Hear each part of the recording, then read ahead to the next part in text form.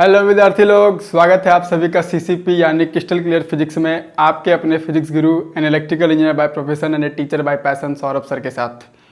CCP यानी कि crystal clear Physics एक ऐसा प्लेटफॉर्म जहां हम बच्चों आप लोगों को फिजिक्स पढ़ाते नहीं बल्कि फिजिक्स सिखाते हैं। सीसीपी यानी क्रिस्टल क्लियर फिजिक्स एक ऐसा platform where you not only fall in love with physics, rather you stay in love with physics, because falling in love is super duper easy but staying in love is very hard. यानी कहने का मतलब ये है बच्चों कि physics के साथ आपका रिलेशन जो है वो फॉल इन लव तक सिर्फ सीमित ना रह जाए, है ना, उससे भी आगे जाए, बहुत आगे तक जाए। खैर, अब हम लोग स्टार्ट करते हैं अपने टॉपिक पर। हम लोग पिछले क्लास जो है वो कूलम्स लॉ पर क्वेश्चंस बना रहे थे। कूलम्स फोर्स पर हम लोगों ने क्वेश्चन बनाया था और कूलम्स फोर्स का जो न्यूमेरिकल है उससे हम आप लोगों को ये बताने का प्रयास किए कि कैसे कूलम्स फोर्स के साथ मैकेनिक्स को मिक्सअप किया जाता है। यानी कि हम लोग पिछले क्लास के न्यूमेरिकल्स में हम लोगों ने देखा कि कैसे कूलम्स फोर्स में सेंटर ऑफ मास को मिक्स किया जा सकता है, कैसे लीनियर मोमेंटम कंजर्वेशन को मिक्स किया जा सकता है, कैसे सर्कुलर मोशन को मिक्स किया जा सकता है एंड सो ऑन। तो उसी को आज हम लोग कंटिन्यू कर रहे हैं, मतलब कि आज हम लोग फिर से कूलम्स लॉ में हम लोग मैकेनिक्स को मिक्स करेंगे। और उसके कंटिन्यूएशन में जो है आज हम एक टॉपिक लिए हैं जो कि आपके बोर्ड पर हेडिंग दिया हुआ है, two charged bobs suspended at a common point. बच्चा लोग इस टॉपिक पर जेई में और नीट में दोनों एग्जामिनेशन में पहले क्वेश्चंस पूछे जा चुके हैं, इसलिए हमको लगा कि ये बहुत इंपॉर्टेंट है। तो हम क्या किए, इसको पूरे टॉपिक को जितने सारे केसेस इसमें हो सकते हैं उन सभी केसेस को हम एक जगह कंपाइल कर दिए आप लोगों के लिए, है ना। इसमें जितने सारे केस हो सकते हैं, जितने सारे क्वेश्चंस पहले पूछे गए हैं, और ऐसा नहीं है कि इस पर सवाल आगे नहीं पूछेगा, हो सकता है कि जेई या नीट इस पर फिर से सवाल इस टॉपिक पर पूछे। तो जो भी केसेस इसमें और बन सकता है वो सब हम आपके लिए एक जगह कंपाइल करके आज हम आपके सामने तैयार करके आपको बताएंगे इस पर, है ना। ये कंपाइलेशन आपको किसी बुक में, कहीं किसी वीडियो लेक्चर में कहीं आपको नहीं मिलेगा। तो आप मेरे साथ बने रहिए और इसको पूरे डिटेल में हम लोग आज देखेंगे। अच्छा, इसमें एक चीज़ हम आप लोगों को और बता देते हैं कि यहाँ पर तो जो लेंथ है स्ट्रिंग का, डिटेल बताएंगे अभी। इसमें जो स्ट्रिंग का जो लेंथ लिया गया है इसके इक्वल लेंथ का हम लोग बात करेंगे। स्ट्रिंग का लेंथ इक्वल है लेकिन अनइक्वल लेंथ भी हो सकता है। हालांकि अनइक्वल लेंथ पर कभी भी किसी एग्जामिनेशन में सवाल अभी तक नहीं पूछा गया है, लेकिन हो सकता है कि कभी फ्यूचर में जेई एडवांस को ऐसा मन करे कि हम इस पर अनइक्वल लेंथ वाले स्ट्रिंग का सवाल पूछें। तो उसके लिए भी हम इस वीडियो लेक्चर में लास्ट में उसके लिए कंप्लीट एनालिसिस आपके लिए इसी वीडियो लेक्चर में लास्ट में कर देंगे। वो ऑप्शनल है, जो विद्यार्थी इंटरेस्टेड हैं वो इसको देखें और जो नहीं इंटरेस्टेड है वो शुरू की चीज़ को देखें, जो कि बहुत इंपॉर्टेंट है। ठीक है, तो चलिए हम लोग अब स्टार्ट करते हैं। हम लोगों का टॉपिक है two charged bobs suspended at a common point. यानी कि देखिए क्या है, दो बॉब हैं, यहाँ दो बॉब लिया गया है, दोनों बॉब चार्ज्ड है। सबसे पहले क्या क्या गिवन है वो हम लोग देख लेते हैं। एक बॉब है, इसका मास m है, इस पर चार्ज q है, मास m चार्ज q। और दूसरा वाला जो बॉब है इसका भी मास m है और चार्ज q है। यानी कि दोनों बॉब का सेम मास है और दोनों पर सेम चार्ज है। दोनों को दो इंसुलेटेड स्ट्रिंग से, कैसा स्ट्रिंग से, इंसुलेटेड स्ट्रिंग से दोनों को आप कॉमन पॉइंट पर सस्पेंड किए थे। तो यानी कि शुरू में सिचुएशन ऐसा रहा होगा कि दोनों स्ट्रिंग ऐसे रहा होगा सीधा बिल्कुल, लेकिन दोनों बॉब को आपने जैसे ही चार्ज किया, दोनों पर सेम चार्ज है, सेम नेचर के चार्ज हैं, प्लस क्यू और सेम अमाउंट का चार्ज आपने दिया है, तो दोनों क्या हुआ होगा, रिपेल हुआ होगा। तो रिपेल हुआ होगा तो दोनों एक दूसरे से दूर गया होगा, दूर जा करके कहीं पर रुक गया होगा, इक्विलिब्रियम सिचुएशन आ गया होगा। ये दोनों मेरा हाथ स्ट्रिंग समझ लो कि इंसुलेटेड स्ट्रिंग है, तो एक इक्विलिब्रियम पोजीशन आ गया। अब हम लोगों को इस पोजीशन को हम लोगों को एनालिसिस करना है। क्रिस्टल क्लियर है, यहां तक बात समझ में आ गया। अब देखिए, दोनों स्ट्रिंग का लेंथ इक्वल है, जैसा कि हम तुमको शुरू में बोल दिए कि स्ट्रिंग का लेंथ हम लोग इक्वल लेंथ एल लेंथ और एल लेंथ दोनों स्ट्रिंग का लेंथ इक्वल लेके चलेंगे। ठीक है, अब देखिए दोनों बॉब का मास भी सेम है और दोनों पर चार्ज भी आपने सेम दिया है।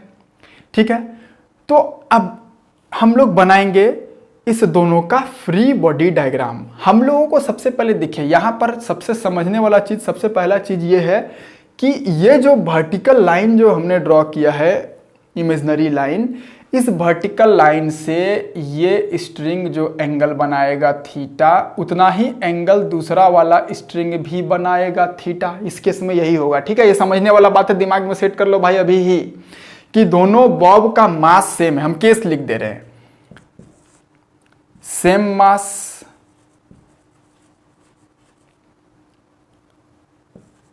मास सेम मतलब किसका? बॉब का। Same charge and same length of the strings. ये केस है अपना। पहला केस में ये सिचुएशन हम लोगों ने लिया है, दोनों बॉब का मास सेम है, दोनों बॉब पर चार्ज सेम दिया गया और दोनों स्ट्रिंग का लेंथ इक्वल है। तो जब ऐसा केस होगा तो अंडर इक्विलिब्रियम कंडीशन में ये वाला एंगल और ये वाला एंगल, दोनों एंगल सेम होगा। सबसे पहले इस बात को दिमाग में आप सभी लोग सेट कर लीजिए। ठीक है, यहां तक दिमाग में सेट कर लिया क्या? अब हम लोग बनाते हैं free body diagram. Equilibrium condition जो है उसको एनालिसिस करना अपने लोगों को, तो हम लोग बनाएंगे दोनों बॉब का फ्री बॉडी डायग्राम। तो चलिए सबसे पहले राइट वाला जो बॉब है इसका एफबीडी बनाते हैं भाई। तो एफबीडी बनाने के लिए क्या करें? एफबीडी बनाने के लिए हम लोग को फोर्स दिखाना पड़ेगा। तो देखिए सबसे पहला फोर्स क्या होता है? वेट होता है, सभी लोग जानते हैं। तो इस बॉब पर जो पहला फोर्स लगेगा वो हो गया mg, इसका वेट। दूसरा फोर्स क्या है? दूसरा फोर्स होगा इस स्ट्रिंग में जो टेंशन है T, इसको T बोल दो, टेंशन T बोल दो। और तीसरा फोर्स क्या होगा? तीसरा फोर्स होगा इसके ऊपर इस बॉब के कारण इलेक्ट्रोस्टैटिक फोर्स ऑफ रिपल्सन। तो क्या करो, दोनों को लाइन ज्वाइनिंग ऐसे मिला लो और along the line joining electrostatic force of repulsion F इसके ऊपर दिखा दिया तुम। यहां तक कोई डाउट नहीं है? इस बॉब पर यानी कि 3 फोर्सेस लग रहे हैं। ठीक, इन ए सिमिलर वे इधर वाले का अगर तुम एफबीडी बनाओगे तो इसके ऊपर भी पहला फोर्स mg होगा, दूसरा force electrostatic force of repulsion F होगा और तीसरा फोर्स स्ट्रिंग का टेंशन T होगा। अच्छा सर एक बात बताइए सर, क्या दोनों स्ट्रिंग में टेंशन सेम होगा क्या? दोनों अलग अलग स्ट्रिंग है तो टेंशन सेम होगा क्या? हाँ बाबू, सेम होगा टेंशन, दोनों स्ट्रिंग में टेंशन भी सेम होगा। ठीक है, इस बात को समझ लो, दिमाग में सेट कर लो। ये कंसेप्ट है, इस बात को दिमाग में सेट कर लीजिए कि दोनों स्ट्रिंग में टेंशन भी सेम होगा और दोनों एंगल भी बराबर होगा। यहां तक कोई डाउट नहीं है ना? अभी ग्रैस्प करते चलो चीजों को। ठीक है, मन में बहुत सारा उथल पुथल मच रहा होगा, बहुत सारा सवाल उठ रहा होगा, उन सवालों को थोड़ी देर के लिए अभी सप्रेस कर दो बाबू लोग, और जो कह रहे हैं उसको सुनते चलो। ठीक है, दोनों का एफबीडी बन गया, वेरी गुड, बहुत बढ़िया, समझ में आ गया मामला। अब सुनिए, इसका इक्विलिब्रियम सिचुएशन को हम लोगों को एनालिसिस करना है। तो इस जगह पर 3 फोर्स हैं। ठीक, अब सुनो ध्यान से। एनालिसिस करने का एक तरीका यह है जो कि जनरल तरीका है, सभी बच्चे फॉलो करते हैं, सभी लोग जानते हैं। इस टेंशन को इधर और इधर, हॉरिजॉन्टल और वर्टिकल दोनों तरफ रिजॉल्व कर देते हो, फिर हॉरिजॉन्टल इक्विलिब्रियम का इक्वेशन लिखते हो, वर्टिकल इक्विलिब्रियम का इक्वेशन लिखते हो। बहुत बढ़िया, बहुत अच्छा, ऐसे ही काम करते हैं। लेकिन विद्यार्थी सब, point to be noted my Lord, 3 forces हैं और तीनों फोर्स सेम प्लेन में है, और जिस बॉडी पर तीनों फोर्स लग रहे हैं वो इक्विलिब्रियम में है। क्या क्या बोले हम? 3 फोर्स है, जिस बॉडी पर लग रहा है वो बॉडी इक्विलिब्रियम में है, और तीनों फोर्स सेम प्लेन में है। हाँ, तीनों फोर्स सेम प्लेन में है, बोर्ड के प्लेन में है यहां तो तीनों फोर्स। जब ये 3 कंडीशन हो तो तुम्हारे दिमाग में कुछ आता है क्या? हाँ, कुछ विद्यार्थी के दिमाग में लगता आ गया, तुम्हारा आवाज हमको सुनाई पड़ गया। आप लोग जो बोलते हैं हमको आवाज सुनाई पड़ता है। लामीज थ्योरम लगा सकते हैं सर, लामीज थ्योरम लगा सकते हैं। अब कुछ विद्यार्थी बोल रहा है लामीज थ्योरम क्या होता है? होता है ना लामीज थ्योरम। देखिए, जब तीन फोर्सेस हों, तीनों फोर्स कोप्लेनर हों और जिस बॉडी पर लग रहे हों वो अगर बॉडी इक्विलिब्रियम में हो तो फिजिक्स को आसान करता है लामीज थ्योरम। लामीज थ्योरम बहुत बच्चा जानता है इस चीज को, बाकी लोग जानता है लेकिन भूल गया है। तो हम यहां पर आपको रिवीजन करा देते हैं। मान लीजिए कि ये एक पॉइंट है, इस पॉइंट पर तीन फोर्सेस लग रहे हैं। मान लीजिए एक फोर्स को मान लीजिए आप F1 बोल देते हैं, दूसरे फोर्स को मान लीजिए आप F2 बोल देते हैं और तीसरे फोर्स को मान लीजिए आप F3 बोल देते हैं। ठीक है, तो बॉडी पर तीन फोर्स लग रहा है, तीनों फोर्स कोप्लेनर है, बोर्ड के प्लेन में है। और जिस बॉडी पर लग रहा है, जिस पार्टिकल पर लग रहा है, वह पार्टिकल अगर इक्विलिब्रियम कंडीशन में है, ठीक है, ये वाला एंगल अगर अल्फा पता है आपको, मान लीजिए ये अल्फा, ये बीटा और ये गामा, तो लामीज थ्योरम कहता है कि अगर ये पार्टिकल इक्विलिब्रियम में है तो हम लोग लिख सकते हैं फोर्स F1 बाई F1 के अपोजिट वाला एंगल का sine alpha, this is equals to force F2 by sine, F2 का अपोजिट वाला एंगल बीटा है, F2 by sine beta equals to F3 by F3 का अपोजिट वाला एंगल साइन गामा। ऐसा Lami's theorem बोलता है। ठीक है बच्चा, सब समझ में आ गया मामला क्या? तीन फोर्स होना, तो ये लामीज थ्योरम आप लगाइएगा तो चीज ज्यादा आसान हो जाएगा। जो लोग क्लास 11 में बहुत सारा क्वेश्चन लॉज ऑफ मोशन में, मैकेनिक्स में जो लोग क्वेश्चन बहुत सारा बनाया होगा, वो लोग को ये चीज फील आ भी रहा होगा कि हाँ सर आप सही बोल रहे हैं सर, लामीज थ्योरम आसान कर देता है चीजों को। ठीक है, लेकिन अगर मान लीजिए चार फोर्स रहे तब तो लामीज थ्योरम फेल हो जाएगा। चार फोर्स अगर हो जाए तो लामीज थ्योरम फिर फेल है, फिर लामीज थ्योरम बोल के कुछ नहीं है। फिर आपको वही बेसिक तरीका से चलना पड़ेगा, फोर्सेस को रिजॉल्व करना पड़ेगा, horizontal equilibrium, vertical equilibrium, equation लिखो, बाकी सॉल्व करो, आंसर। ठीक है ना? फिजिक्स का एक रूल है बाबू, the most typical question is solve by the most fundamental concept. Question जितना टफ होता है वो उतना फंडामेंटल से बनता है। तो वेक्टर को रिजॉल्व करके, फोर्सेस को रिजॉल्व करके बनाना वो फंडामेंटल चीज है, वो तो आपको आना ही चाहिए। लेकिन क्वेश्चन अगर आसान करना, हम देख रहे हैं कि तीन फोर्सेस हैं, तो क्यों ना हम लामीज थ्योरम लगा ले, है ना? तो लामीज थ्योरम आसान कर देता है चीजों को। तो ये लामीज थ्योरम कहता है, जो बच्चा नहीं जानते थे या जो भूल गए थे उनके लिए हम यहाँ रिवाइज करवा दिए। और अब हम लोग इक्वेशन लिखेंगे, इक्विलिब्रियम का इक्वेशन इस पार्टिकल पर एज पर लामीज थ्योरम। ठीक है, तो लामीज थ्योरम का इक्वेशन लिखने के लिए हमको तीनों फोर्स के बीच का एंगल पता होना चाहिए। तीनों फोर्स के बीच का एंगल पता होना चाहिए। तो देखिए F और mg, इस दोनों फोर्स के बीच का एंगल तो 90 डिग्री है, इसमें हमको कहीं कोई डाउट नहीं होना चाहिए, 90 डिग्री है। ठीक है, और सुनो, इस दोनों फोर्स के बीच का एंगल कितना हुआ? इस दोनों फोर्स के बीच का एंगल कितना हुआ? ये हो गया 90 प्लस थीटा। कैसे 90 प्लस थीटा कैसे सोचना तुम लोगों का काम है। डायग्राम देखो, क्लास 6 7 का ज्योमेट्री लगा रहे हैं, क्लास 6 और 7 का ज्योमेट्री। 90 plus theta. अच्छा, ये वाला एंगल कितना हुआ सर? बताओ, तुम लोग बताओ कितना हुआ? ये वाला एंगल कितना हुआ? 180 माइनस थीटा। ठीक है, 180 माइनस थीटा हुआ, ये 90 डिग्री हो गया, ये 90 प्लस थीटा हो गया। ठीक है विद्यार्थी सब, तीनों फोर्स के बीच का एंगल हम लोग निकाल ले। यहाँ थीटा पता है, यहाँ एक वर्टिकल लाइन ऐसे और ड्रॉ करोगे तो आपको आइडिया लग जाएगा। 90 प्लस थीटा, 180 माइनस थीटा, और ये 90 डिग्री हो गया। ठीक, वेरी गुड, बहुत बढ़िया। अब इस पार्टिकल पर हम लोग लगाते हैं लामीज थ्योरम। तो क्या लिखेंगे?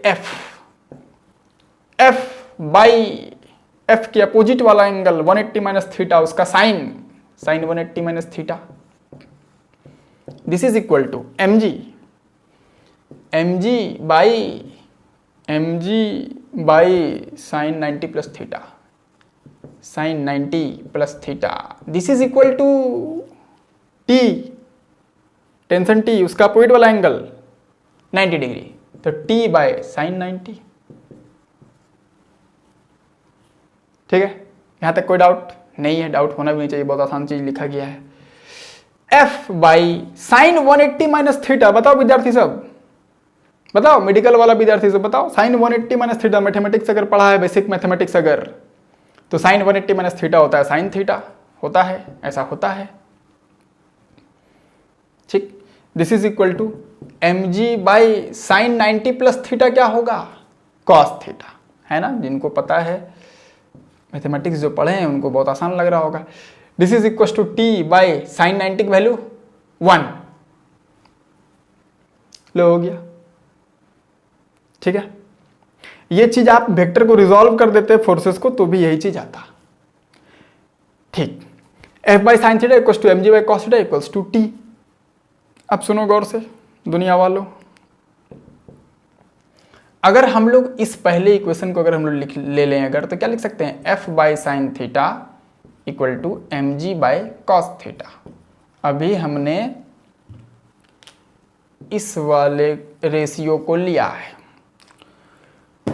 यहां से साइन को उधर ले जाओ तो बचेगा sin बाई कॉस, इधर लेते आओ mg, sin by cos theta tan theta होता है, this is equal to f/mg, tan theta equal to f/mg, tan theta equal to f/mg। ये निकल के आपके सामने आ गया। बहुत इंपॉर्टेंट रिलेशन है सर, ये बहुत इंपॉर्टेंट रिलेशन एग्जाम में पूछेगा क्या? नहीं, एग्जाम में नहीं पूछेगा, एग्जामिनेशन में पूछने के लिए इंपॉर्टेंट नहीं है। आगे हम लोग जो सवाल बनाएंगे, जो क्वेश्चन सॉल्व करेंगे, उसमें इसको हम बार बार यूज करेंगे। ठीक है, tan theta equal to f/mg, theta क्या है? यहां वाला एंगल है थीटा, थीटा यहां वाला एंगल है। ठीक, अगर यही काम तुम दूसरे वाले बॉब के लिए करते तो सेम इक्वेशंस लिखाता, सेम चीज इसके लिए भी निकल के आता, tan theta equal to f/mg। यहां तक हमको डाउट नहीं है? यहां तक किसी को डाउट नहीं है? क्रिस्टल क्लियर यहां तक? Crystal clear, very good. तो इसको आप सबसे पहले नोट डाउन कर लीजिए, वीडियो पॉज करके इसको आप नोट डाउन कर लीजिए सबसे पहले।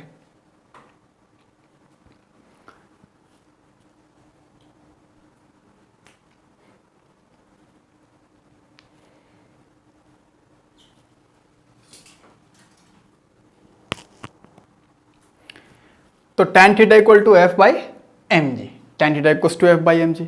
अच्छा सर, f को हम लोग कुछ और लिख सकते हैं क्या? हाँ लिख सकते हैं। देखो f को क्या करो, f लिख सकते हो, फोर्स f क्या? इलेक्ट्रोस्टैटिक फोर्स ऑफ रिपल्सन है दोनों के बीच, तो kq²/r² लिखते हैं तुम लोग, kq²/r²। यहाँ पर r क्या है? इस दोनों के बीच का दूरी, ये दूरी कितना होगा? ये r होगा कितना?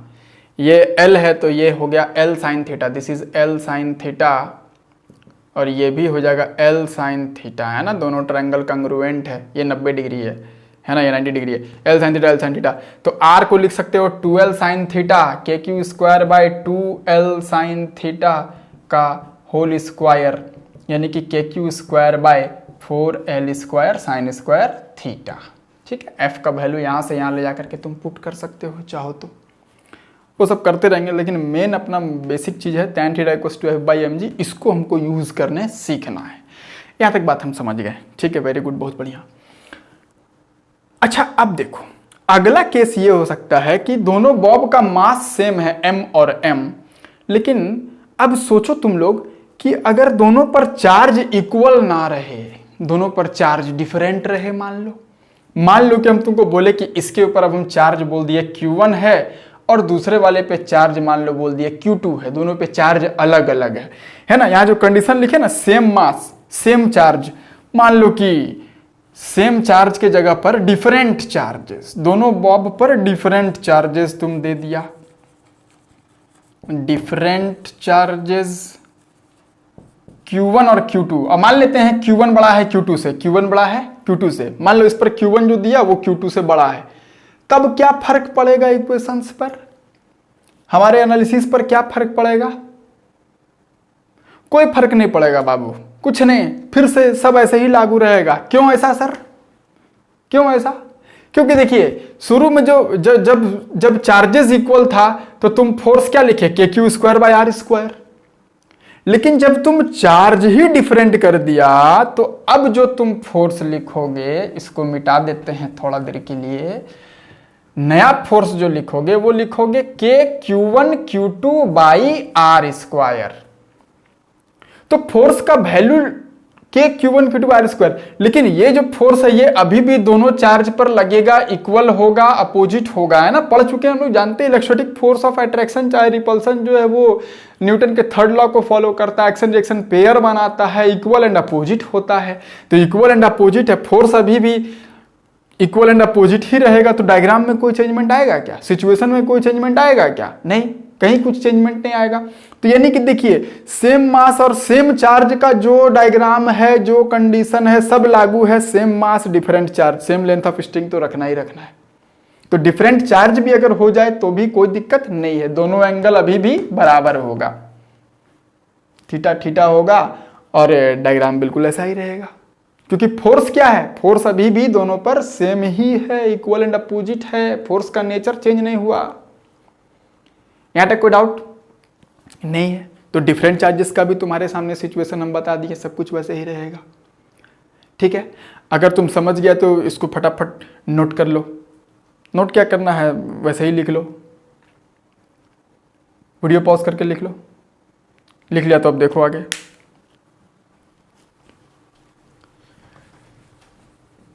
अब हम लोग एक क्वेश्चन बनाते हैं।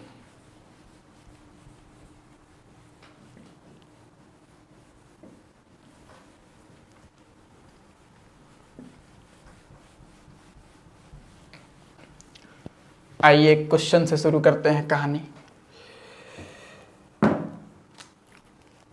क्वेश्चन ये है कि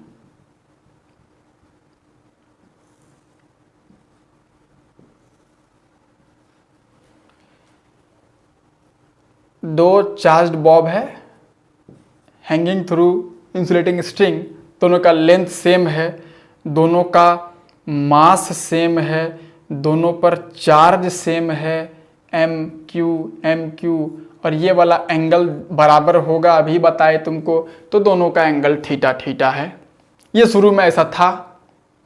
ठीक, now charge on left Bob, जो बायां तरफ लेफ्ट साइड जो बॉब है, इस बॉब पर चार्ज Q से बढ़ा के तुम 2Q कर दिए। Q increased to 2Q, mass remaining the same. Mass पे कोई इफेक्ट नहीं पड़ा बाबू, है ना। दोनों इस बॉब पर, लेफ्ट साइड वाला जो बॉब है, इस पर चार्ज Q से तुम क्या कर दिए, 2Q कर दिए, लेकिन मास दोनों का अभी भी दोनों बॉब का सेम है। Then which of the following is correct, then which of the following final equilibrium condition is correct, final equilibrium condition is correct. चार ऑप्शन दे देते हैं फटाफट, फटाफट चार ऑप्शन दे रहे हैं,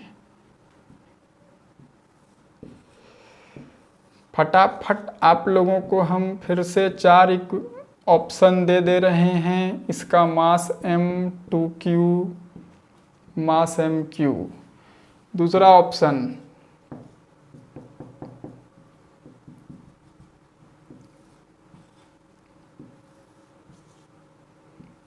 ये एंगल को फाई, ये एंगल थीटा, मास m2q, मास mq। फाई बड़ा है थीटा से, option C.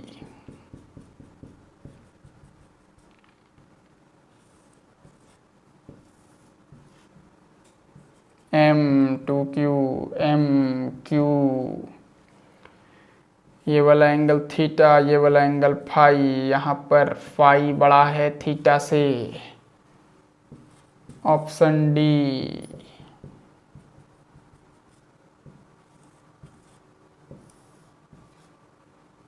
M2Q, MQ, phi phi phi बड़ा है थीटा से। सवाल नहीं समझ में आया सर, क्या बोल रहे हैं आप?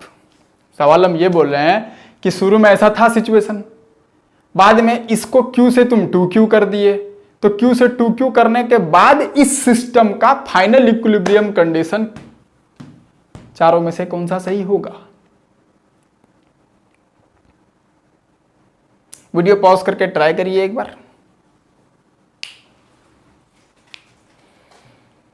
चलो अब देखो बताते हैं। देखिए पहला ऑप्शन कहता है कि अभी भी एंगल थीटा थीटा ही रह जाएगा, जैसा शुरू में था वैसा ही बाद में भी रह जाएगा, काहे नहीं आप इसको 2Q कर दिए। पहला ऑप्शन तो यही बोलना चाह रहा है। दूसरा ऑप्शन कह रहा है कि नहीं, ये वाला एंगल थीटा से फाई हो जाएगा, जहां पर फाई जो है वो थीटा से बड़ा होगा। थर्ड ऑप्शन कह रहा है कि नहीं भाई, इधर वाला एंगल जो है वो थीटा से बड़ा हो जाएगा। और चौथा वाला ऑप्शन कह रहा है कि दोनों एंगल फाई होगा और फाई एक ऐसा एंगल है जो थीटा से बड़ा होगा। अब चारों में से हमको सही ऑप्शन को चूज करना है, तो देखिए समझते हैं बात को। अभी अभी हम तुमको बताए कि दोनों बॉब पर सेम चार्ज हो चाहे डिफरेंट चार्ज हो, ये वाला एंगल पे कोई फर्क पड़ता है क्या? दोनों एंगल बराबर हो जाता है ना, दोनों एंगल बराबर हो जाता है। यहां पर दोनों एंगल डिफरेंट है। ऑप्शन बी में फाई और थीटा है, फाई और थीटा दोनों अलग अलग है। फाई बोलता है थीटा से बड़ा हो गया, चार्ज अलग अलग करने पर बोलता है कि दोनों एंगल भी अलग अलग हो जाएगा। ऐसा तो होगा ही नहीं। इधर बोलता है दोनों एंगल, ऑप्शन सी में, कि दोनों एंगल अलग अलग है। बी और सी ऑप्शन तो ऐसे ही गलत हो गया यार। आंसर अपना ए या डी में से कोई एगो है। ठीक है, देखिए अभी अभी तुमको हम बताए कि tan थीटा जो तुम लिखते हो, ये वाला tan थीटा, वो लिखते हो F/mg, F/mg। लेकिन F क्या है? शुरू में क्या था इस कंडीशन में? स्टार्टिंग में KQ² बाय, ये दूरी मान लो R है तो R²। लेकिन बाद में जब आप चार्ज का वैल्यू Q से 2Q कर दिए तो जो नया फोर्स हो गया वो K into 2Q into Q by something R' का स्क्वायर हो गया। शुरू समथिंग R² हो गया होगा शुरू में। फोर्स का वैल्यू यहां से बढ़ गया ना, जैसे आप चार्ज दिए तो फोर्स का वैल्यू बढ़ गया, F बढ़ेगा तो थीटा क्या होगा? tan थीटा का वैल्यू बढ़ेगा तो थीटा बढ़ेगा, थीटा बढ़ेगा, क्योंकि F बढ़ा रहे हो, चार्ज बढ़ा दिए मतलब F बढ़ गया। F बढ़ेगा तो tan थीटा का वैल्यू बढ़ेगा, और tan थीटा का वैल्यू बढ़ेगा तो थीटा बढ़ेगा। तो यानी कि ये दोनों के बीच रिपल्सन होगा, F बढ़ रहा है तो एंगल फाई थीटा से बड़ा होकर कहीं जाकर के रुक जाएगा। Option D is the correct answer. बोलो समझ में आया मामला? समझ में आया मामला? है ना? अच्छा क्वेश्चन था, जो कंसेप्ट पढ़े उसको यूज करना था। चलिए समझ गए बात को? समझ गए तो इसको फटाफट नोट कर लो जल्दी से।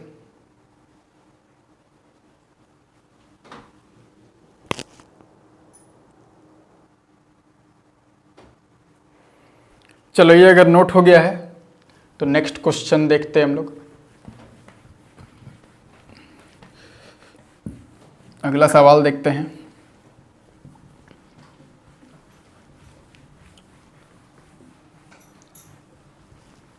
अगला क्वेश्चन जो है, जो अगला क्वेश्चन हम तुम लोगों को देने वाले हैं वो नीट 2013 में पूछा गया है। नेक्स्ट क्वेश्चन जो है वो नीट 2013 में पूछा जा चुका सवाल है।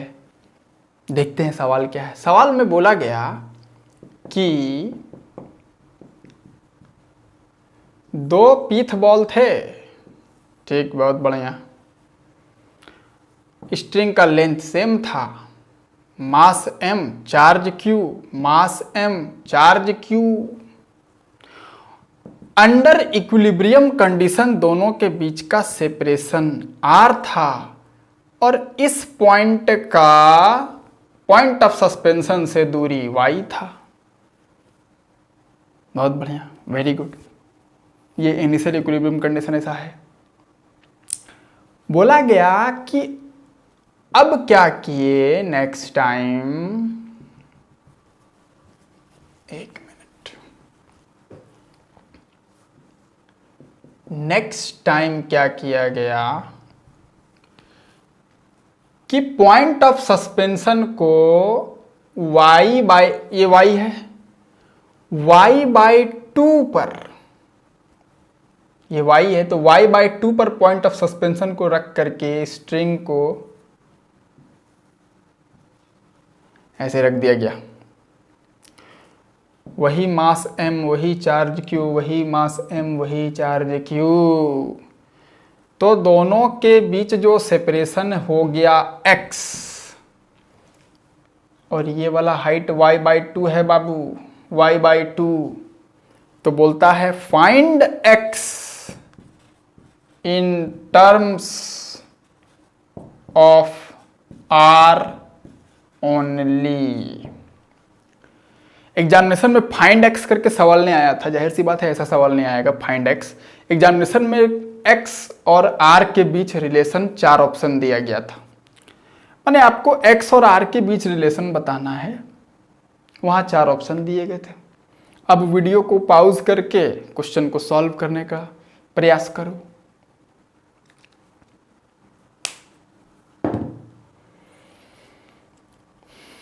चलो अब देखो, ये शुरू वाला कंडीशन है, ये बाद वाला कंडीशन है। बाद वाले कंडीशन में जो x होगा उसको बोला है r के टर्म्स में बताइए। तो मान लीजिए कि ये वाला एंगल थीटा था शुरू में, मान लीजिए, ठीक। तो FBD अगर हम बनाए तो हम लोग को पता है कि इधर एक फोर्स लगेगा F, नीचे एक फोर्स लगेगा वर्टिकली mg, और इधर लगेगा टेंशन T, स्ट्रिंग का टेंशन T। हालांकि टेंशन वेंशन में जाने की अभी आवश्यकता नहीं है। tan theta equal to F/mg, ऐसा हम लोग लिख सकते हैं। लिख सकते हैं क्या? ये हम लोग पढ़ चुके हैं, अभी कॉन्सेप्ट है, अभी सिखा चुके हैं तुमको। अच्छा, इस डायग्राम को अगर देखो, इस राइट एंगल ट्रायंगल को अगर आप देखते हैं, अगर इस राइट एंगल ट्रायंगल को अगर आप देखते हैं तो यहां पर आप tan थीटा क्या लिख सकते हैं? tan थीटा क्या लिखोगे? tan थीटा लिखोगे परपेंडिकुलर बाय बेस। परपेंडिकुलर कितना है? ये पूरा r, तो ये r/2, तो r/2 और बाई बेस कितना हो गया? y। This is equal to f क्या लिखोगे? KQ square by r square और होल डिवाइडेड बाय mg। यहां तक कोई डाउट नहीं है? ठीक, तो यहां से तुम लिख सकते हो r/2y equal to KQ square by r square mg। यानी कि आप यहां से लिख सकते हैं r³ equal to KQ square 2KQ square y by mg, ऐसा तुम लिख सकते हो। r³ equal to 2KQ square y by mg। ठीक, इसको बोल दो इक्वेशन नंबर 1। ये हम लोग कंक्लूजन इस डायग्राम से निकाल लिए। अब आते हैं नेक्स्ट वाले सिचुएशन में।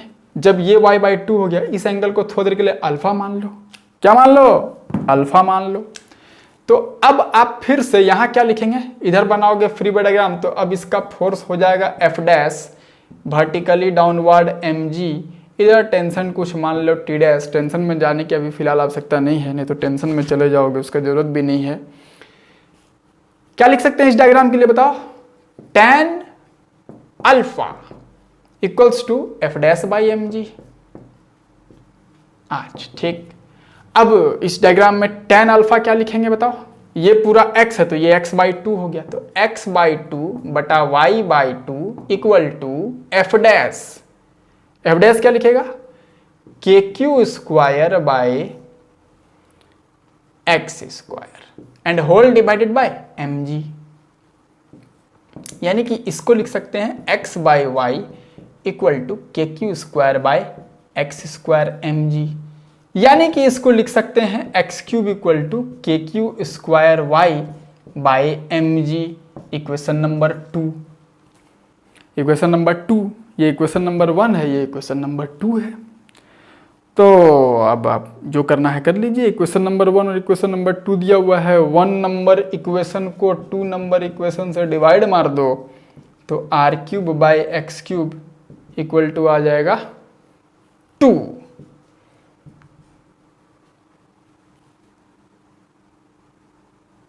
ठीक है, तो यहां से एक्स क्यूब का वैल्यू कितना आ गया, आर क्यूब बाई 2, तो x का वैल्यू आ गया r by 2 to the power 1/3 answer.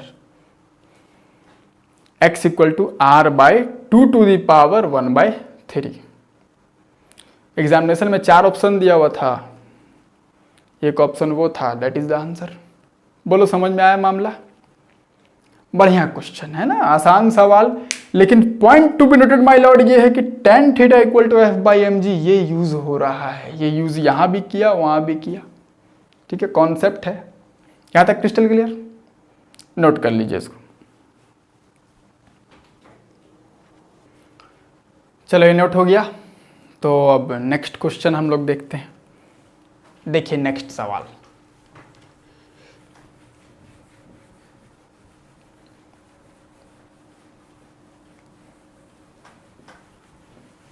अर्थ पे धमाल मचाया इस सवाल में, है ना। ये सब काम हम लोग अर्थ पे कर रहे थे।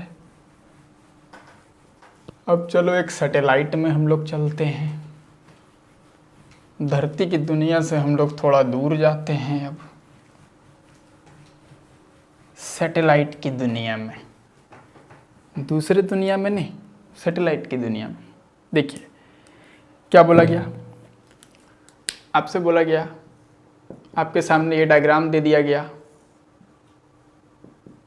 आपके सामने ये डायग्राम दे दिया गया। मास m, चार्ज q, मास m, चार्ज q, ये एंगल थीटा, ये एंगल थीटा, यानी कि स्ट्रिंग का लेंथ बराबर, सब कुछ दे दिया। ये डायग्राम आपके सामने दे दिया। Consider the following diagram. Diagram देखते अपने दिमाग में आ गया कि अच्छा, 2 charged bob suspended by a common point का बात हो रहा है। ठीक, बहुत बढ़िया, very good. Under equilibrium condition में है। द होल सिस्टम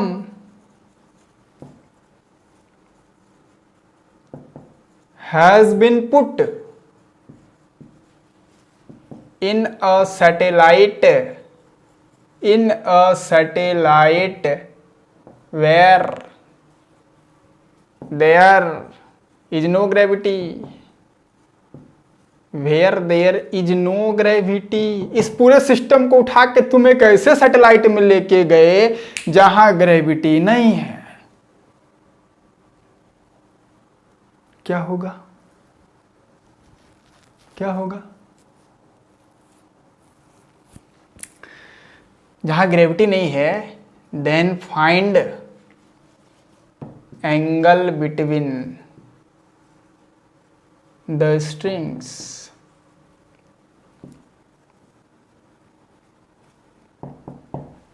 स्ट्रिंग्स के बीच का एंगल पूछा है। सैटेलाइट में लेके चले गए जहां ग्रेविटी है ही नहीं। तो सोचो, जब अर्थ पे तुम इसको रखते थे तो क्या एफबीडी कैसे बनता था? mg फोर्स F, है ना, along the line joining electrostatic force F, और इधर तुम टेंशन T लिखते थे। इसका एफबीडी बनाया तो इधर mg, इधर फोर्स F और इधर टेंशन T। ये बात हम लोग जानते हैं। लेकिन तुम इसको एक ऐसे सैटेलाइट में लेके चले गए जहां ग्रेविटी है ही नहीं। तो ग्रेविटी नहीं है तो क्या होगा बताओ, इस पर क्या असर पड़ेगा? बताओ बच्चा सब, डायग्राम पे क्या असर पड़ेगा? सर असर पड़ेगा, सर असर पड़ेगा। ये mg और ये mg दोनों गायब हो जाएगा, है ना। g 0 हो गया ना सर, g 0 हो गया तो वो दोनों फोर्स ही गायब हो गया। वेट जो है वो फोर्स गायब हो गया। अब क्या करें? जब ये वेट ही गायब हो गया तो क्या होगा? देखो ये दोनों फोर्स के कारण क्या होगा, ये ऐसे जाएगा ऐसे जाएगा ऐसे जाएगा ऐसे जाएगा, जाकर के क्या होगा? स्ट्रेट हो जाएगा, है ना। ये यानी कि जो ऐसे था वो ऐसे जाकर के ऐसे जाकर के ऐसे स्ट्रेट हो जाएगा। ऐसे हो सकता है अपने इनर्शिया के कारण ऊपर उठे तो फिर ऊपर से रिपल्सन होगा तो फिर नीचे आके सीधा हो जाएगा, है ना। यानी कि फाइनली डायग्राम ऐसा हो जाएगा सर। इसका मतलब सर डायग्राम ऐसा हो जाएगा, एक फोर्स ये हो गया ऐसा। तो एंगल बिटवीन द स्ट्रिंग्स क्या हो गया? 180 degree. Angle between the strings क्या हो गया? 180 डिग्री। लेकिन अगर थीटा पूछ देता, द थीटा बिकम्स, तो थीटा कितना हो जाता? 90 डिग्री। सवाल को ठीक से पढ़ लेंगे। सवाल में क्या पूछा है? एंगल बिटवीन द स्ट्रिंग्स 180, और अगर थीटा पूछो थीटा 90 होगा। फाइन, थीटा पूछा गया, आप 180 पे टिक मार दिए, तो पता चला सब कुछ समझते हुए, सब कुछ जानते हुए, सारा कॉन्सेप्ट जानते हुए एग्जाम में गलत करके चले आए तुम, है ना। ऐसा गलती नहीं करना है। तो एंगल हो जाएगा 180। हाँ, इसी सवाल में हम तुमसे ये पूछ सकते थे, also find tension. Find tension, कहाँ टेंशन? तुम्हारे दिमाग का टेंशन नहीं, find tension in the string, string का टेंशन। स्ट्रिंग में अगर टेंशन पूछता तो क्या करता तुम? एफबीडी बनाते सर, और क्या करते? इसके ऊपर एफबीडी बनाता तुम, तो इस पर पहला फोर्स होता F, इधर होता टेंशन T। mg तो गायब हो चुका है, तो tension T equal to F, लेकिन F कितना? KQ square by R square. R ये है, ये स्ट्रिंग का लेंथ है, ये स्ट्रिंग का लेंथ है, तो कुल मिला के 2L। KQ square bye 4L square answer. KQ square bye 4L square answer. लो, सैटेलाइट में तुम इस पूरे सिस्टम को लेकर के चला गया। अभी पता है विद्यार्थी सब, इसी में तुमसे हम पूछ सकते थे कि इस पूरे सिस्टम को तुम सैटेलाइट, अगर इसको नोट कर लो, इसको जल्दी से नोट कर लो, अगर नोट करना है तो नोट कर लो, वीडियो पॉज करके नोट कर लो, नोट कर ले तब आगे देखो। इसी में हम तुमको बोल सकते थे, इसी में हम तुमको बोल सकते थे कि the whole system has been put इन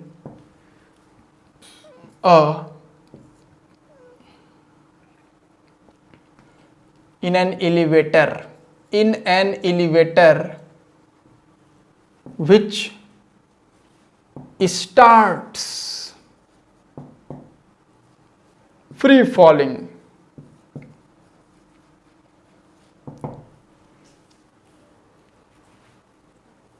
इस पूरे सिस्टम को तुम एक एलिवेटर में लेके चले गए। और एलिवेटर क्या हुआ? समझो कि ये सिस्टम एक एलिवेटर में रखा हुआ था, और एलिवेटर क्या हुआ? अचानक से फ्री फॉल स्टार्ट हो गया। एलिवेटर अचानक से फ्री फॉलिंग स्टार्ट हो गया है एलिवेटर का। फिर से सवाल वही है, देन फाइंड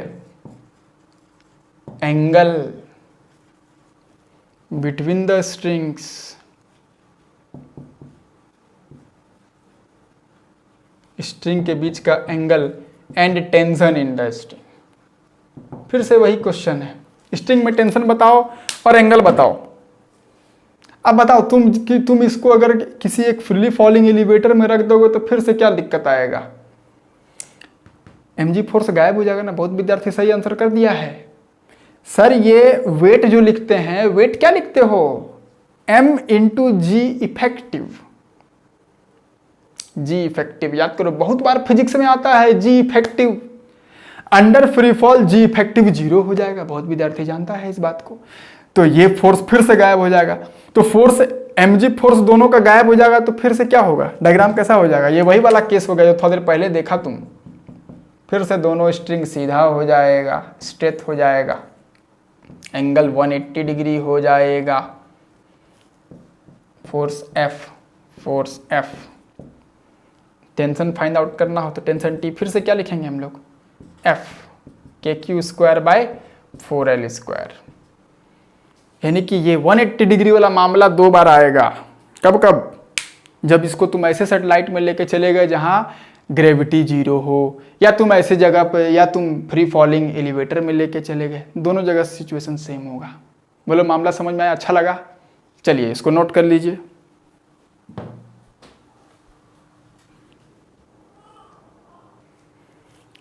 चलो विद्यार्थी सब नोट हो गया। अब अगर ये नोट हो गया है तो आइए इस टू चार्ज्ड बॉब सिस्टम को अब हम लोग एलिवेटर से उतार के अब इसको हम लोग लेके चल जाते हैं एक लिक्विड में, है ना। अब हम लोग इसको एक लिक्विड में लेके जाते हैं। क्वेश्चन है, क्वेश्चन देखो क्वेश्चन क्या बोलता है। क्वेश्चन बोलता है कि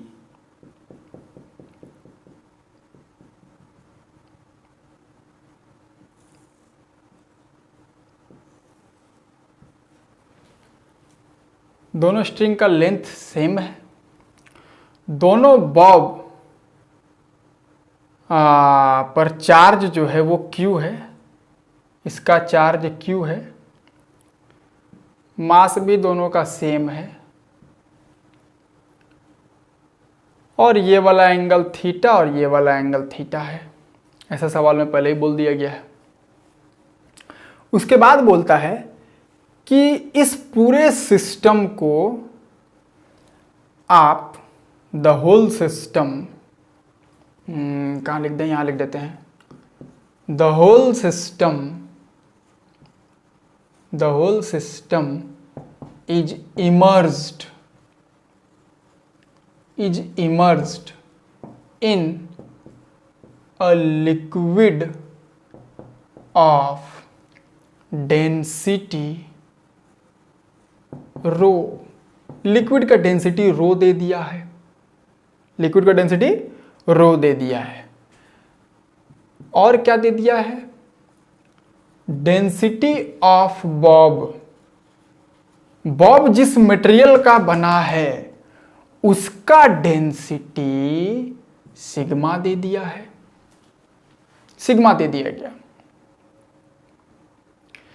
लिक्विड में डुबाने के बाद theta did not changed.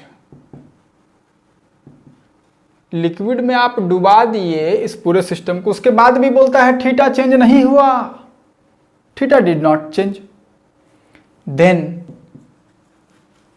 Find the dielectric constant, then find the dielectric constant of the liquid। बोलता है जिस लिक्विड में आप डुबाए हैं उस लिक्विड का डाइलेक्ट्रिक कांस्टेंट बताइए। ये क्या सवाल हुआ भाई, कहां से कहां पूछ दिया, क्या पूछ दिया, कुछ नहीं। देखिए समझते हैं बात को। आप जब इस पूरे सिस्टम, जब ये सिस्टम बाहर था, एयर में था, यानी वैक्यूम में था या एयर में फ्री स्पेस में कहीं भी था, तो सिचुएशन ऐसा था। तो इसका सबसे पहले बना लो फ्री बॉडी डायग्राम। क्या बना लो? फ्री बॉडी डायग्राम, और इक्वेशंस को लिख लो। तो अगर एयर में है तो इसका FBD यहीं बना ले हम लोग। तो इधर लिखोगे mg, इधर लिखोगे फोर्स F, इधर तो टेंशन T है ही है, तो tan theta equal to F by mg लिखेंगे। ठीक है बाबू। अब देखो, जब तुम इसको किसी लिक्विड में तुम जब इसको इमर्ज कर दिए, डायग्राम यहीं बना लेते हैं हम लोग, यही डायग्राम बना लेते हैं।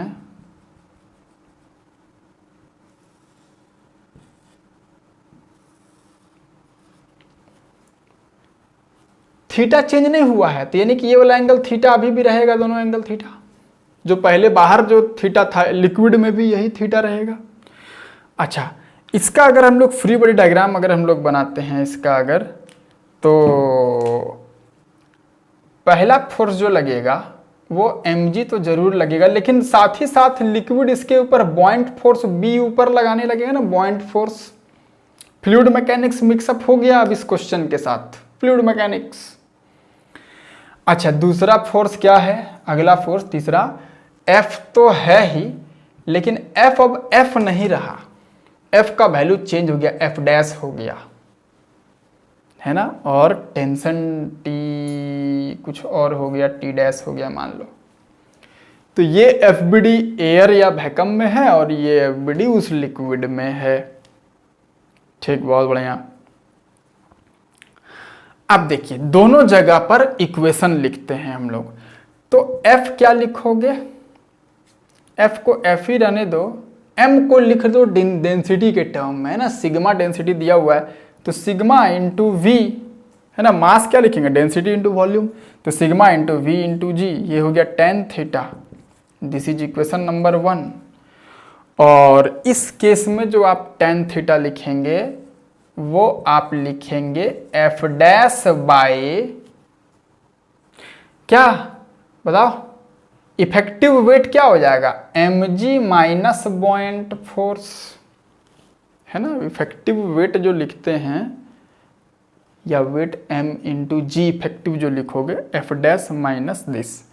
अच्छा, F डैश कितना हो जाएगा, बाहर एयर में जब F था तो लिक्विड में F बाई एप्सिलॉन आर हो जाएगा, जहां एप्सिलॉन आर क्या है, डाइलेक्ट्रिक कांस्टेंट, पढ़ चुके हैं इस बात को हम लोग, है ना, पहले पढ़ चुके हैं, और डिवाइडेड बाय mg को लिख देंगे सिग्मा vg और माइनस बॉयंट फोर्स b कितना लिखेंगे, याद करो Archimedes principal class 11th, Archimedes principal में बॉयंट फोर्स क्या लिखते हैं हम लोग, किसी लिक्विड में अगर किसी बॉडी को डुबाया जाए तो बॉयंट फोर्स लिक्विड कितना लगाता है, weight of the fluid displaced, weight of the fluid displaced, weight of the fluid displaced, और फ्लूइड कितना डिस्प्लेस होगा, जितना उसका वॉल्यूम लिक्विड में है, तो weight of the fluid displaced लिखोगे रो वीजी, रो लिक्विड का डेंसिटी है, भी उसका खुद का वॉल्यूम है, जितना वॉल्यूम उतना ही लिक्विड डिस्प्लेस होगा into ji.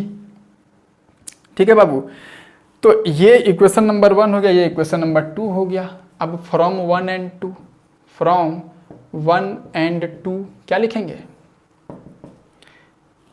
F by sigma V G equal to F by epsilon R और इनटू वी जी को कॉमन ले लो तो अंदर बच जाएगा सिग्मा माइनस रो, F से F कैंसिल हो गया, वी जी से वी जी कैंसिल हो गया, एप्सिलॉन आर का वैल्यू आ गया सिग्मा अपॉन सिग्मा माइनस रो। आंसर यही तो पूछा गया है, डाइलेक्ट्रिक कांस्टेंट। कितना बढ़िया सवाल है ना, epsilon R equals to sigma upon sigma minus rho. अगर मजा आया तो इसको नोट कर लो, नोट इट डाउन।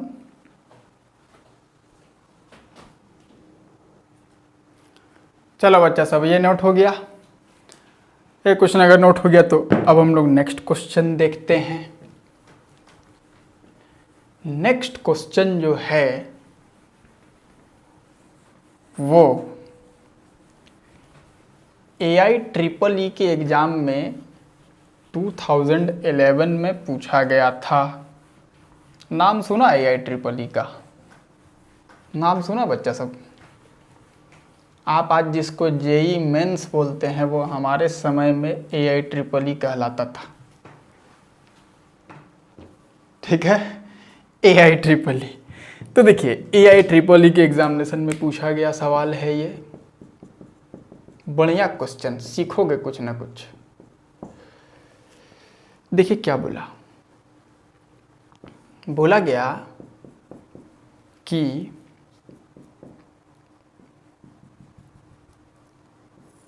ये सिस्टम आपके सामने दे दिया गया,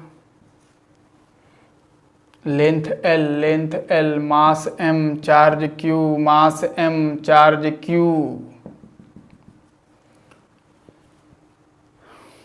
अंडर इक्विलिब्रियम कंडीशन बोला कि दोनों के बीच का सेपरेशन x है। क्या है? x, under equilibrium condition. और साथ में एक चीज और बोल दिया कि x is very very smaller than L, this x is very very smaller than length of the string. ये गिवन है क्वेश्चन में, दिस इज गिवन। इसके बाद बोलता है कि द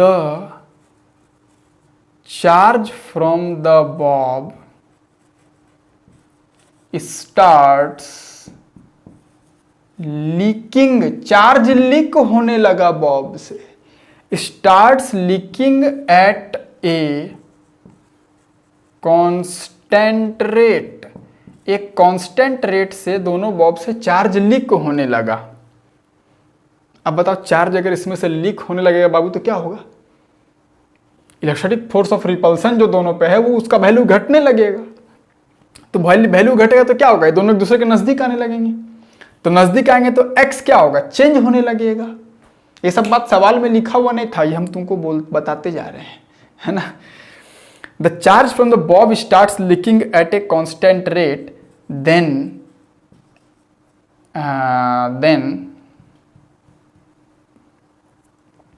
V varies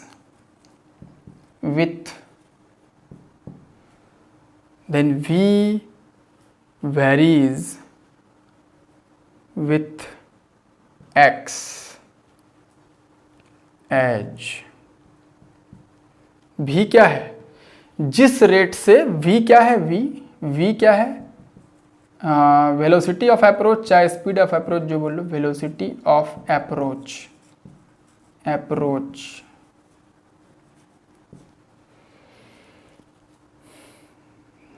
दोनों एक दूसरे के नजदीक आना शुरू हो गया क्योंकि चार्ज लीक होने लगा, लेकिन लीकिंग जो चार्ज लीकिंग का जो रेट है वो कांस्टेंट रेट है।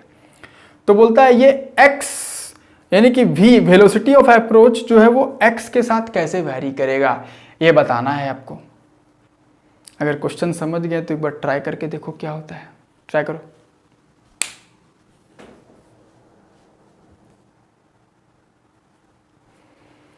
चलो देखो, ट्राई कर लिया होगा तो देखो, इस डायग्राम को अगर हम लोग देखें तो ये वाला अगर थीटा है तो ये वाला भी थीटा है। इस पर पहला फोर्स mg होता है सर, दूसरा फोर्स सर F होता है सर, और तीसरा फोर्स जो है सर वो स्ट्रिंग में टेंशन T होता है सर। जानते हैं इस बात को हम लोग। और हम लोग जानते हैं सर कि tan थीटा जो लिखते हैं वो लिखते हैं F/mg, F/mg, ऐसा tan थीटा लिखते हैं तुम लोग। अच्छा, अब देखो, आपसे जो ये दिया गया है कि x जो है वो L से बहुत बहुत स्मॉलर है। x जो है वो, ये टाइम पास करने के लिए नहीं दिया गया, इसी का तो सारा खेल है इधर। x जो है वो L के सामने बहुत स्मॉलर है, मतलब थीटा भी तो स्मॉल है। इसका मतलब हुआ थीटा इज स्मॉल। और थीटा अगर स्मॉल है तो हम लोगों को थोड़ा सा मैथमेटिक्स अप्रोक्सीमेशन लेने भी मैथमेटिक्स का आना चाहिए। थीटा स्मॉल है तो हम लोग tan थीटा को sin थीटा लिख सकते हैं। tan थीटा को हम लोग थीटा लिख सकते हैं और sin थीटा को भी हम लोग थीटा, ऐसा मैथमेटिक्स बोलता है। जहां जैसा जरूरत पड़े वहां वैसा यूज करने का। तो tan थीटा स्मॉल है तो tan थीटा को लिख दो sin theta equal to F/mg। ऐसा हमेशा लिख दोगे क्या जी? हमेशा नहीं, जब थीटा स्मॉल हो, क्वेश्चन में बोल दिया है x स्मॉलर देन L, तो tan theta is small, theta is very small, so we can write tan theta को हम लोग sin theta equal to F/mg लिख सकते हैं। ठीक है, अब देखिए sin थीटा इस डायग्राम से क्या लिख सकता है तुम? sin theta perpendicular by hypotenuse. Perpendicular कितना हो गया? x/2 और हाइपोटेन्यूस L हो गया x/2L equals to F। F कितना? F क्या लिखोगे? KQ square by x square into mg। तो यहां से x स्क्वायर का वैल्यू आ गया KQ स्क्वायर, नहीं, 2L KQ square bye mg, यानी कि x square is, sorry x cube हो जाएगा यहाँ पर, x क्यूब, यानी कि x cube is directly proportional to q square. देखो बच्चा सब, एक अच्छा रिलेशन आपके सामने आ गया। साइन थीटा लिखने से आपके सामने एक अच्छा रिलेशन आ गया। अगर उसको tan थीटा छोड़ते तुम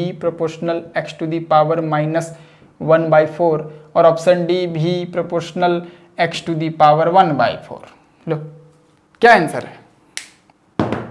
x भी proportional x to the power -12। बोलो मामला समझ में आया क्या? ये एक सेंसिटिव पॉइंट था, point to be noted my lord था। ठीक है, चलिए नोट कर लीजिए इसको।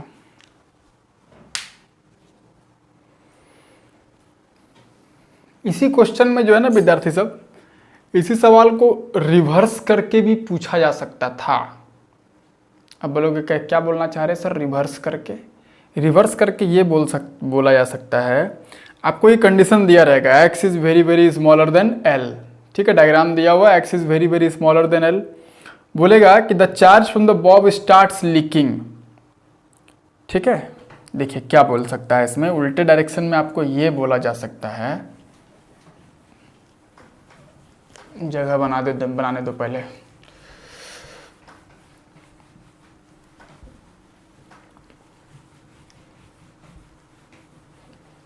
उल्टा डायरेक्शन में आपसे ये पूछ सकता है कि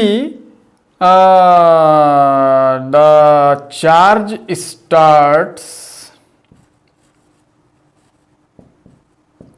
लीकिंग और ब्रैकेट में लिख दिया गया dq/dt। समझ गए हम कि चार्ज चेंज हो रहा है, मतलब such that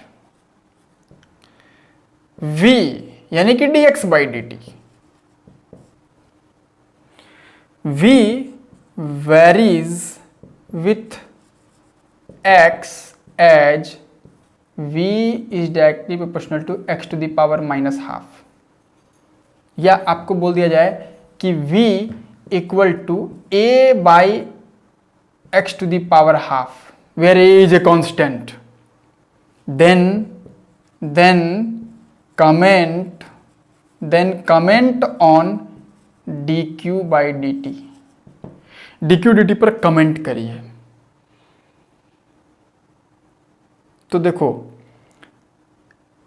x is very very smaller than l, इसका मतलब कि जो कैलकुलेशन किए हम लोग कर सकते हैं वो, और बोलता है x ऐसा वैरी कर रहा है v के साथ कि v equal to a by X to the power half दिया हुआ है। इससे हम लोग ये समझ गए कि v proportional x to the power minus half है, और v proportional x to the power minus half का मतलब है कि dq by dt is constant. यही कमेंट है इसका। याद करो इसके पिछले वाले सवाल में हम तुमको बोले थे कि charge is leaking at a constant rate, है ना। यहां पर भी इस बार दे दिया गया है और चार्ज लीकिंग रेट पे सवाल या कमेंट करने का रहा है, तो dq by dt is constant. Reverse direction में सवाल पूछा जा सकता है, मेडिकल वाला याद रखना खास करके, है ना। आपकी एग्जामिनेशन का आदत है हर सवाल को वो दूसरे तरीके से घुमा फिरा करके हर बार एक ही सवाल पूछते हैं, तो ऐसे उल्टे डायरेक्शन में भी सवाल पूछा जा सकता था। ठीक है, अब सुनो, हम लोग जो केसेस पढ़ रहे थे और जितना क्वेश्चन हम लोग बना रहे थे उसमें दोनों बॉब का मास क्या लिया जा रहा था, कांस्टेंट, सॉरी, दोनों बॉब का मास हम लोग सेम ले रहे थे। लेकिन अब क्या सर, अगर मास अगर डिफरेंट होगा तब क्या करेंगे सर? तो वो भी एक केस है, उसको भी पढ़ लेते हैं बाबू लोग। देखिए,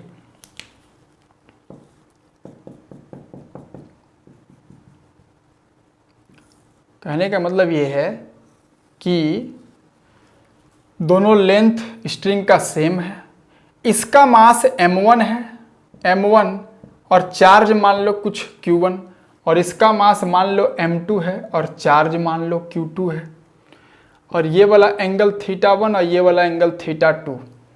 तो θ1 और θ2 के बारे में आप क्या बोलना चाहेंगे? हम लोगों को ये समझना है, क्या दोनों बराबर होगा या दोनों बराबर नहीं होगा, तो कौन बड़ा कौन छोटा, ऐसा कुछ। तो देखिए, इसका FBD बना लेते हैं फटाफट। तो इधर लिखोगे m2g, इधर लिखोगे फोर्स F, इधर टेंशन T1 या कुछ भी बोल लो, टेंशन T1 बोल लेते हैं, है ना। तो देखिए, हम लोग ऑलरेडी पढ़ चुके हैं कि tan थीटा जो होता है वो लिखते हो F बाई mg, जहां पर थीटा यहां वाला एंगल है। तो tan थीटा इसका मतलब क्या हो गया, मास का इन्वर्स प्रोपोर्शन हो गया ना। tan थीटा जो है वो मास का इन्वर्सली प्रोपोर्शनल है, tan थीटा जो है वो मास का इन्वर्सली प्रोपोर्शनल है, यानी कि मास बढ़ेगा तो tan थीटा का वैल्यू घटेगा, tan थीटा का वैल्यू घटेगा। तो अगर मान लीजिए कि दोनों बॉब का मास अगर बाबू सेम नहीं है, अलग अलग मासेस है, तो ये दोनों एंगल भी सेम नहीं होंगे, अलग अलग होंगे। लेंथ स्ट्रिंग का सेम है, यानी कि केस क्या है पता है, हम लोग सिचुएशन को पहले लिख लेते हैं। Masses are different, masses are different such that m1 is greater than m2, मान लिया ऐसा कुछ हम, और चार्ज हम लोग q1 एंड q2 मान लिए हैं, और length of the strings are same, string का लेंथ सेम है। अगर ऐसा कंडीशन हो तो देखिए tan थीटा मास का इन्वर्सली प्रोपोर्शनल है, तो जिधर ज्यादा मास होगा उधर का थीटा स्मॉल होगा। यहां पर m1 बड़ा है m2 से, तो θ1 छोटा होगा θ2 से, क्योंकि m1 बड़ा है m2 से। अगर m2 बड़ा होता m1 से तो उधर का θ2 फिर छोटा हो जाता θ1 से। ठीक है, यहाँ तक बात समझ आएगा। मासेस अगर डिफरेंट रहेगा तो क्या मामला होगा, कैसे डायग्राम में चेंजमेंट आएगा, कैसे मैकेनिक्स चेंज होगा, तुमको समझ में आया मामला क्या? समझ गया हो? चलो, अगर समझ गया तो यहाँ तक नोट डाउन कर लीजिए। और इसके बाद जो अभी हम लोग जो वॉल्यूम पढ़ेंगे वो ऑप्शनल है। जो लोग जेई एडवांस का तैयारी कर रहे हैं उनके लिए खास करके इम्पॉर्टेंट है। उसमें हम लोग स्ट्रिंग का लेंथ डिफरेंट कर लेंगे, अलग अलग लेंथ ले लेंगे L1 और L2, और तब क्या उसका एनालिसिस होगा वो अभी हम लोग देखेंगे। ये ऑप्शनल है, जो लोग इंटरेस्टेड हैं और या जो लोग जेई एडवांस की तैयारी कर रहे हैं वो लोग इसको अभी देखें। ठीक है, पहले इसको नोट डाउन कर लो।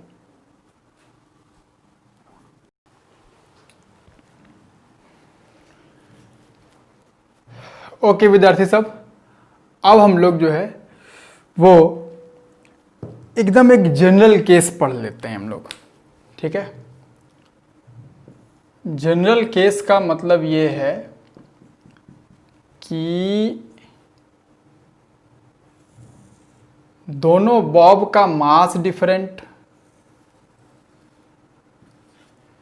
दोनों स्ट्रिंग का लेंथ डिफरेंट। इस बॉब का मास मान लीजिए कि m1 है और इस पर चार्ज मान लो q1 है, और इस बॉब पर मान लो मास m2 है और इस पर मान लो चार्ज q2 है। ऐसा मान लिए हम लोग। ये वाला एंगल मान लो θ1 है और ये वाला एंगल मान लो θ2 है। स्ट्रिंग का लेंथ मान लो L1 है और इस स्ट्रिंग का लेंथ मान लो L2 है। एकदम जनरल केस अब हम लोग ले लेते हैं।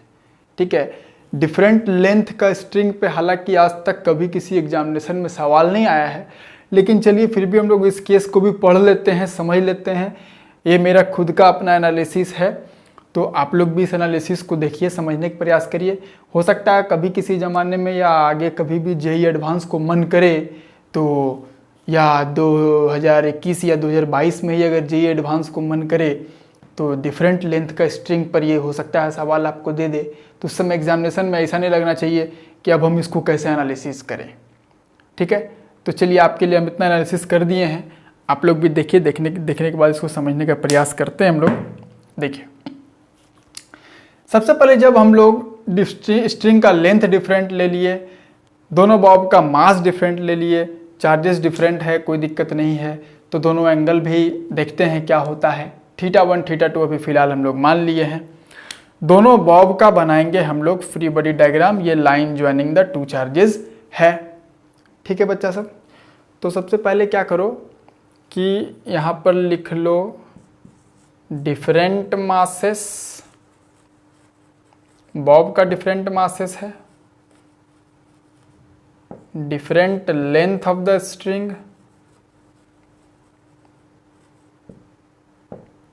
Different lengths of the strings, और डिफरेंट चार्जेस है दोनों बॉब पर। हालांकि डिफरेंट चार्ज से कोई दिक्कत नहीं है। अब सबसे पहले FBD बनाते हैं। इसका FBD बनाओ तो इस पर सबसे पहला फोर्स लिखोगे M2G, दूसरा फोर्स लिखोगे टेंशन T2, M2 मास है तो टेंशन T2 M2G, और अलोंग द लाइन ज्वाइनिंग इधर फोर्स लगेगा इस पर इलेक्ट्रोस्टैटिक फोर्स F। ठीक, इधर इसका FBD बनाओ तो M1G टेंशन T1 और along the line joining electrostatic force F। Repulsion है दोनों के बीच। अब दोनों जगह लगाएंगे लामीस थ्योरम, लेकिन लामीस थ्योरम लगाने के लिए हम लोगों को क्या चाहिए? एंगल चाहिए। सारा एंगल हम लोगों को चाहिए फोर्सेस के बीच। आप क्या करिए, सबसे पहले ये वाला एंगल को मान लो अल्फा। तो ये वाला एंगल कितना हो गया बाबू? 180 माइनस अल्फा। कहीं कोई डाउट नहीं है। अब देखिए, ये वाला एंगल अल्फा, तो ये वाला एंगल भी अल्फा, तो ये वाला एंगल कितना हो गया? 180 माइनस अल्फा। ये एंगल हो गया 180 माइनस अल्फा। अच्छा, ये वाला एंगल कितना हो जाएगा बताओ। इस ट्रायंगल को ध्यान से देखो अगर, तो ये एंगल एक्सटीरियर एंगल है जो कि सम होता है दोनों इंटीरियर का, तो अल्फा प्लस थीटा 2। ठीक है, मैथमेटिक्स लगा रहे हैं सिंपल। और ये वाला एंगल कितना होगा बाबू, इस दोनों को ऐड करके 360 में से माइनस कर दो तो आ जाएगा 180 माइनस थीटा 2। कहीं कोई डाउट नहीं है, तीनों फोर्सेस के बीच एंगल मिल गया। अब आइए इधर, इधर भी हम लोगों को एंगल चाहिए, तो ये वाला एंगल देखो, ये वाला एंगल अल्फा है, ये एंगल 180 माइनस अल्फा है, तो ये वाला एंगल भी 180 माइनस अल्फा होगा, तो ये वाला एंगल कितना हो गया अल्फा। ठीक है, अच्छा ये वाला एंगल कितना हो जाएगा, पूरा एंगल इस ट्रायंगल का ये एक्सटीरियर एंगल है जो कि इंटीरियर का समेशन होगा, तो क्या लिखेंगे 180 माइनस अल्फा प्लस थीटा 1। और ये वाला एंगल कितना हो गया बाबू, दोनों को ऐड करके 360 में से माइनस कर दो तो ये आ जाएगा 180 माइनस थीटा 1। दोनों बॉब के केस में तीनों फोर्सेस के बीच का एंगल हम लोगों को मिल गया। अब सबसे पहले apply Lami's theorem, apply Lami's theorem. ठीक है, लामीज थ्योरम लगाते हैं। इस बॉब पर लामीज थ्योरम लगाओ तो क्या लिखेंगे, m1g by sine of 180 minus alpha plus theta 1 equal to f by sine 180 minus theta 1 equal to tension T1 by sine alpha. कहीं कोई डाउट नहीं है। अगर इसको अगर हम लोग ठीक ठाक करें तो लिख सकते हैं m1g by sine 180 minus alpha plus theta 1। 180 है, मैथमेटिक्स लगाओ ट्रिग्नोमेट्री, तो लिख सकते हो sine of alpha minus theta 1। This is equal to f by sine 180 minus theta 1 लिख सकते हैं आप sine theta 1 and this is equal to T1 by sine alpha. इसमें वो कहीं कोई डाउट नहीं है। अब आप सेकंड वाले बॉब पर लगाइए, इस बॉब के ऊपर जो फोर्सेस हैं इस पर लामीज थ्योरम लगाइए तो क्या लिखेंगे m2g बाय ये वाला एंगल कितना हो गया sine alpha plus theta 2। This is equal to, इसके ऊपर क्या लिखेंगे f by sine 180 minus theta 2 and this is equal to T2 by tension T2 by sine 180 minus alpha. अगर इसको थोड़ा ठीक ठाक करो तो लिख सकते हो m2g by sine of alpha plus theta 2 this is equal to f by sine theta 2 and this is equals to T2 by sine alpha. Very good sir, बहुत बढ़िया। पहले वाले इक्वेशन में इस दोनों रेशियो को लो, दूसरे वाले इक्वेशन में इस दोनों रेशियो को लो, तो देखिए इसमें से f बाई जी और यहाँ से f बाई जी दोनों निकाल के दोनों को इक्वेट कर सकते हैं। इसको इक्वेशन नंबर 1 बोल दिया, इसको इक्वेशन नंबर 2 बोल दिया। तो फ्रॉम 1 एंड 2 आप क्या लिख सकते हैं 1 एंड 2। 1 एंड 2 से आप क्या लिख पाएंगे बताइए जरा, m1 sine theta 1 by sine of alpha minus theta 1।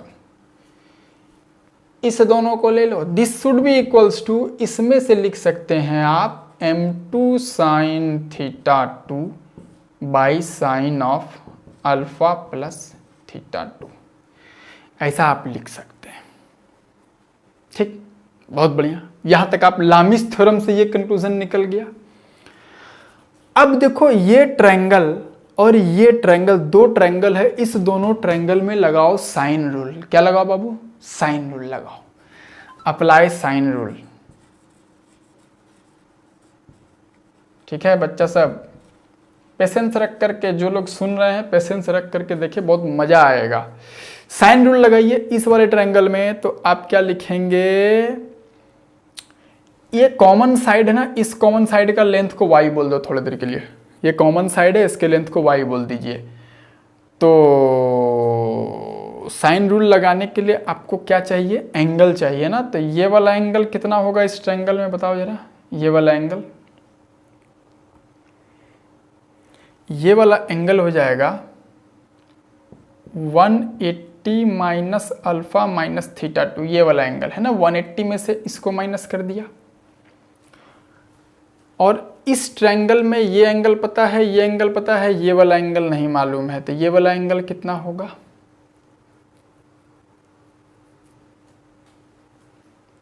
ये वाला एंगल बताइए भाई, हम लोगों को ये एंगल चाहिए। तो ये वाला एंगल हो जाएगा, इसको ऐड कर दिया तो दिस, और 180 में से माइनस कर दीजिए तो ये वाला एंगल हो जाएगा अल्फ़ा माइनस थीटा 1। ये एंगल हो जाएगा अल्फ़ा माइनस थीटा 1। इस दोनों को ऐड करके 180 में से माइनस करो, अल्फ़ा माइनस थीटा 1 आएगा। तो इस ट्रायंगल में अगर हम लोग साइन रूल लगाए तो क्या लिख सकते हैं? L1 by sine 180 minus alpha, L1 by sine 180 minus alpha, this is equal to क्या? y by sine alpha minus theta 1, sine alpha minus theta 1। अगर इसको थोड़ा ठीक ठाक कर लें अगर, तो हम लोग क्या लिख सकते हैं? L1 by sine alpha, this is equal to y by sine alpha minus theta 1। अब आप इस ट्रायंगल में साइन रूल लगाइए। इस ट्रायंगल में अगर आप साइन रूल लगाते तो क्या लिखेंगे? L2 by sine of alpha, this is equal to y by ये sine 180 minus alpha minus theta 2। यहां से आप लिख सकते हैं L2 by sine alpha, this is equal to y by sine alpha plus theta 2। ठीक है सर। तो इसको देखो, साइन रूल लगाने के बाद हम लोग ये इक्वेशन और ये इक्वेशन लाए, और ये दोनों इक्वेशन लामिस थ्योरम से हम लोगों ने एक इक्वेशन यहाँ पर लाया है। अब देखिए, इस दोनों इक्वेशन से हम लोग क्या लिख सकते हैं? इसको बोल दो इक्वेशन ए बोल दो, और इसको बी बोल दो। तो इक्वेशन ए और बी से y साइन अल्फ़ा और यहाँ से y साइन अल्फ़ा दोनों को निकाल करके इक्वेट कर दीजिए, तो आप लिख पाएंगे क्या? L1 sine alpha minus theta 1 equals to L2 sine alpha plus theta 2। ऐसा आप लिख सकते हैं। इसको यूज करना है हमको, यहां इस इक्वेशन में यूज करना है, इस इक्वेशन में हमको यूज करना है बाबू। क्या करें? देखो, इस इक्वेशन में डिनोमिनेटर में दोनों तरफ L1 L2 से मल्टीप्लाई कर दो। देखिए क्या फायदा होगा? M1 sine theta 1 by L1 L2 sine alpha minus theta 1 equal to M2 sine theta 2 by L1 L2 sine alpha plus theta 2। Sir आप ऐसा क्यों किए? अरे बहुत मजा आने वाला है, ध्यान से देखो। तो ध्यान से अगर देखो तो L1 sine alpha minus theta 1, L1 sine alpha minus theta 1, this is equals to L2 sine alpha plus theta 2। इस इक्वेशन से देखो दोनों नीचे कैंसिल हो गया, तो क्या बच गया आपके पास, m1 sine theta 1 by L2 equals to m2 sine theta 2 by L1। इसका मतलब हो गया m1 L1 sine theta 1 equals to m2 L2 sine theta 2। बहुत इंपॉर्टेंट रिलेशन निकला। इस इक्वेशन में सब कुछ छुपा हुआ है जो आप पीछे पढ़े हैं। अगर लेंथ अगर इक्वल हो जाता तो L1 और L2 दोनों बराबर हो जाएगा, तो इक्वल लेंथ के केस में क्या निकल के आया, m1 sine theta 1 equals to m2 sine theta 2, है ना। तो आप वहां से कंक्लूजन थीटा का निकाल सकते हैं, ठीक है। तो that is a very general equation. उस इक्वेशन से आपको जो भी चीज पूछेगा पीछे का सारा कहानी यहां से आ जाएगा। तो जनरल ये हमने आपके लिए डेरिवेशन एक कर दिया है। अब आपको पीछे का चीज जो आप इससे पहले पढ़े हैं, इक्वल लेंथ, इक्वल मास, जो भी है केस जो हम लोग ऑलरेडी पढ़े हैं, वो सब उसमें छिपा हुआ है। एक्चुअली में हमको ये काम करके आपको लामिस थ्योरम को अप्लाई करके कैसे आसानी से आप इक्वेशन निकाल सकते हैं, ये आपको हमको सिखाना था। ठीक है बच्चा सब, बाकी इस पर तुम लोग और अपने से दिमाग लगाओ आगे। एक इनिशिएटिव हमने आपको दे दिया है, बाकी इसके साथ जैसे आपको खेलना है वैसे खेलिए, ठीक है। तो हम लोग मिलते हैं नेक्स्ट क्लास, तब तक के लिए पढ़ते रहिए, फिजिक्स का मजा लेते रहिए। Thank you.